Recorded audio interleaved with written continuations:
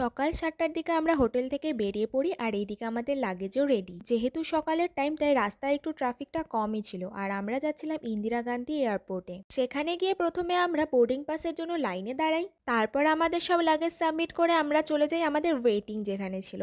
এখানে সবাই বসেছিল আর আমি এই সাইডটায় একটু আসলাম, যেহেতু দেখলাম এখান থেকে সব প্লেনগুলো বাইরের দেখা যাচ্ছে তাই একটু ক্যাপচার করতে চলে আসলাম। আর এই যে এই রাস্তাটা দেখা যাচ্ছে এখান দিয়ে আমরা চলে যাই আমাদের প্লেনের ভেতরে।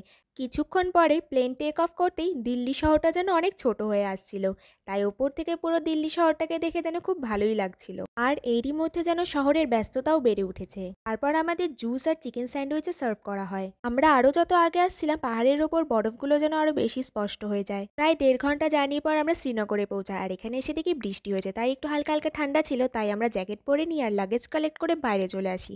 আর এখানে আমাদের হোটেল থেকে গাড়ি পাঠানো হয়েছিল। আজকের ভিডিও এত অবধি। ভিডিওটা ভালো লাগলে লাইক করে দিও। বাই।